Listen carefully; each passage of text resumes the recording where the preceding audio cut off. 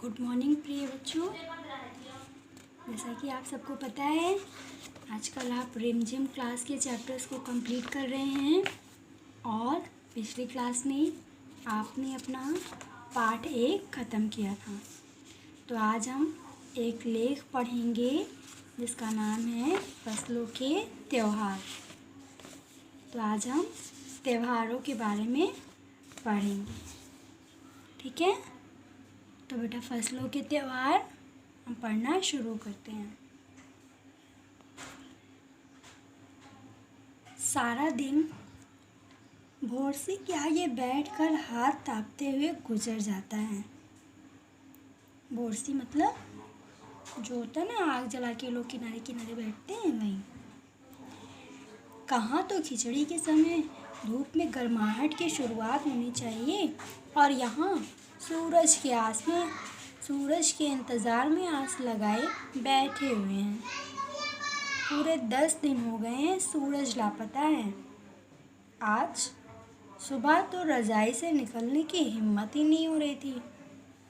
यानी खिचड़ी का जो त्यौहार होता है वो ठंडी के समय होता है ना, तो ठंडी अभी इतनी ज़्यादा है कि खिचड़ी आ गई है, लेकिन अभी सूरज नहीं निकलते हैं, अभी ठंड बहुत ज़्यादा होती है। बाहर देखने से तो समय का अंदाज बिल्कुल नहीं हो रहा, लेकिन घर में हो रही चहल अब पता चल रही है। रह रहकर कानों में भी कभी चापाकल के चलने और पानी के गिरने की आवाज़, तो कभी किसी के हाँक लगाने की आवाज़ आ रही थी।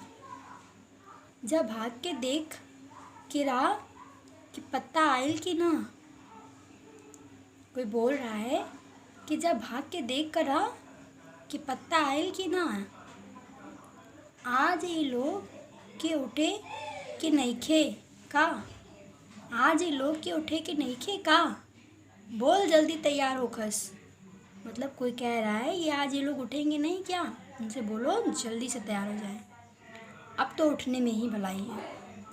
नहा धोकर हम सभी एक कमरे में इकट्ठा हुए। दादा और चाचा ने क्या सफ़ेद चकाचक माड़ लागी धोती और कुर्ता पहना हुआ है। खिचड़ी में अड़सन ठाड़ हम पहले कबो ना देखे। ये सारा देह कनकना तो देता। पापा ने कहा शायद आज धोती में उन्हें कुछ ठंड ज़्यादा लग रही थी। सामने मछिया पर खादी की सफ़ेद साड़ी पहनी हुई दादी बैठी थी। आज दादी ने अपने बाल धोए हैं।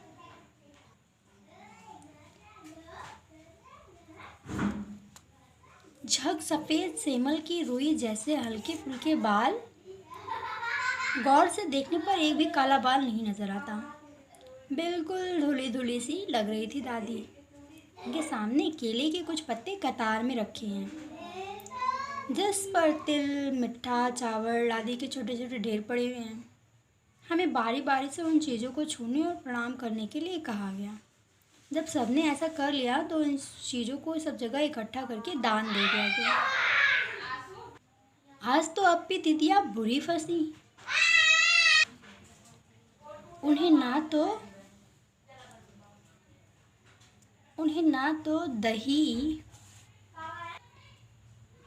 तो चूड़ा दही ही पसंद है और ना ही खिचड़ी।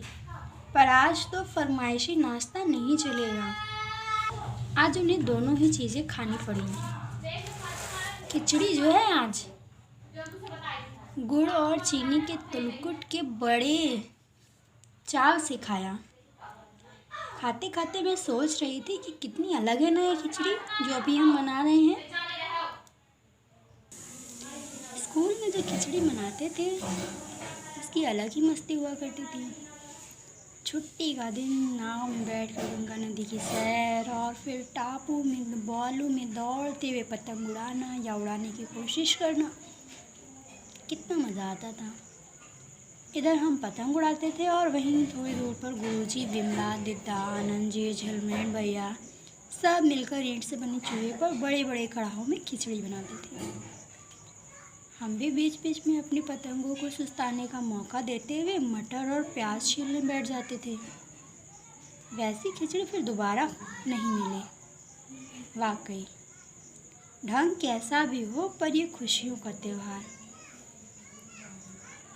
जनवरी माह के मध्य में भारत के लगभग सभी प्रांतों में फसलों से जुड़े हुए कोई न कोई त्यौहार मनाया जाता है। कोई फसलों के त्यौहार हो जाने पर खुशी बांटता है तो कुछ लोग इस उम्मीद में खुश होते हैं कि अब पाला कम होगा। सूरज की गर्मी बढ़ने से खेतों में फसल तेजी से बढ़ेगी। सभी प्रांतों और इलाकों का अपना रंग, अपना ढंग नजर आता है। इस दिन लोग अच्छी पैदावार की उम्मीद और फसलों के घर में आने की खुशी का इजहार करते हैं।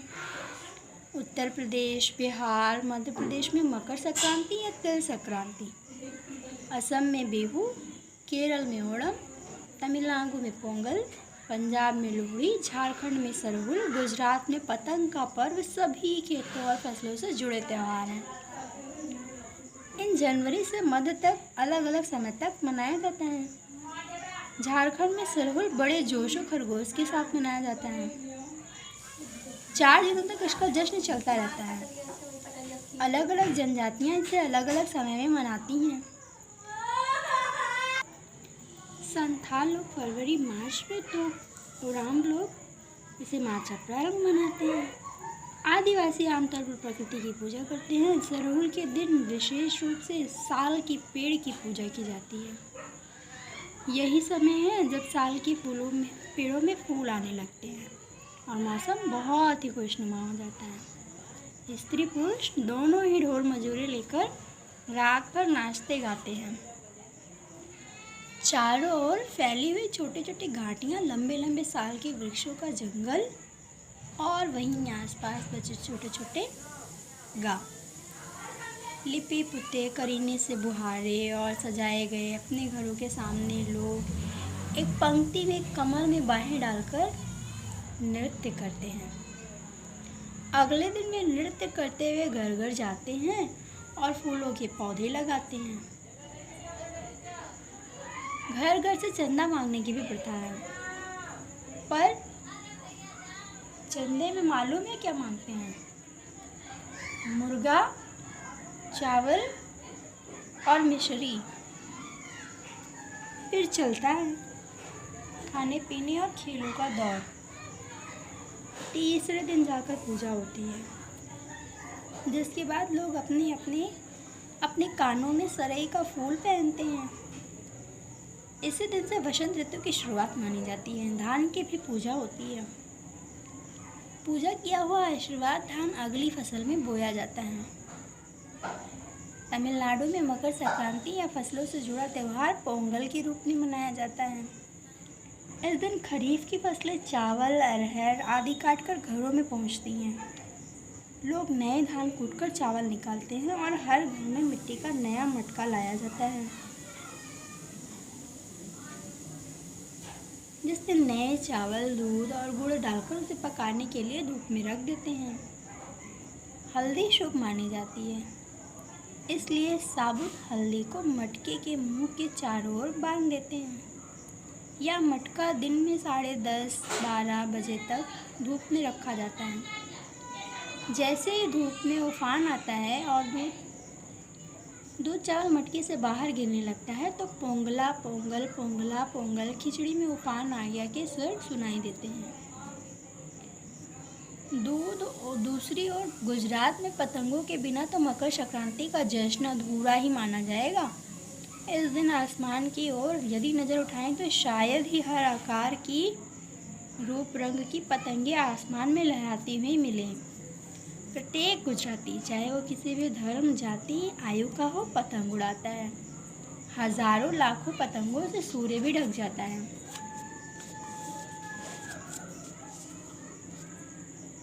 कुमाऊं में मकर संक्रांति को घुघुतिया भी कहते हैं। इस दिन आटे और गुड़ को गूंथ कर पकवान बनाए जाते हैं। इन पकवानों को तरह तरह के आकार दिए जाते हैं, जैसे डमरू, तलवार, दाड़िम का फूल आदि। पकवान को तलने के बाद एक माला में पिरोया जाता है। माला के बीच में संतरे और गन्ने की गंडेरी पिरोई जाती है। यह काम बच्चे बहुत रुचि और उत्साह के साथ करते हैं। सुबह बच्चों को माला दी जाती है। बहुत ठंड के कारण पक्षी पहाड़ों से चले जाते हैं और गाते हैं, कौवा आओ गुगुत आओ, ले कौवा बढ़ो, माँ कहते जा सोने का घड़ो, खा ले पूरी, माँ कहते जा सोने की छुरी। इसके साथ ही जिस चीज़ की कामना हो वह मांगते हैं। है ना कितने अलग अलग अंदाज मकर संक्रांति मनाने के। कहीं दूध चावल और गुड़ की खीर बनती है तो कहीं 5 प्रकार की अनाज की खिचड़ी। कहीं कहीं लोगों का सैलाब नदी में स्नान करने के लिए उमड़ पड़ता है। लोग ठंड से ठिठुरते रहेंगे पर बर्फीले पानी में कम से कम एक डुबकी तो ज़रूर लगाएंगे। हाल यह होता है कि इन जगहों पर तिल रखने की जगह भी नहीं होती।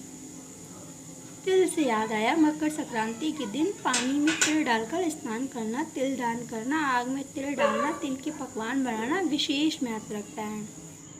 तुम्हारे घर या इलाके में इस त्यौहार को कैसे मनाया जाता है? इसे खिचड़ी, पोंगल या मकर संक्रांति या कुछ और कहा जाता है? या तुम फसलों से जुड़े कोई और त्यौहार मनाते हो?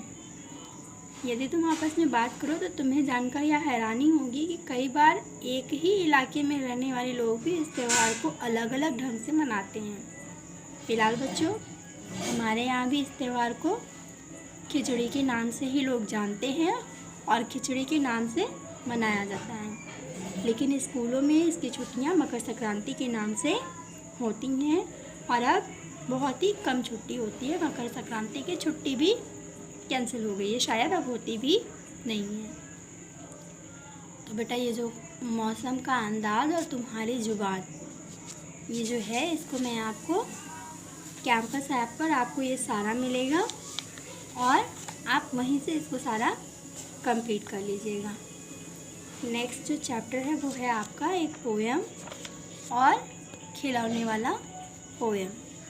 तो नेक्स्ट चैप्टर आप रीडिंग करके रखे रहिएगा बच्चों और चैप्टर 2 आप रीड कर लीजिएगा ताकि इसमें जो कौन कौन से स्टेट में, कौन कौन से राज्य में कौन कौन सा त्यौहार, जैसे तमिलनाडु में क्या बताया मैंने, पोंगल, है ना।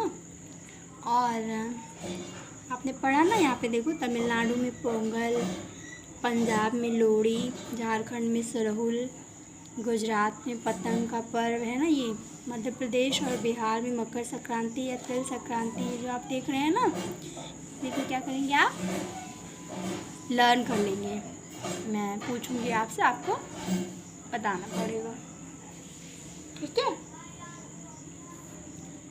क्वेश्चन कैसे करेंगे आप? कैंपस ऐप से कंप्लीट कर लेंगे, ओके। कोई डाउट होगा तो फिर आप पूछ सकते हो। Okay children's, bye bye, have a good day everyone.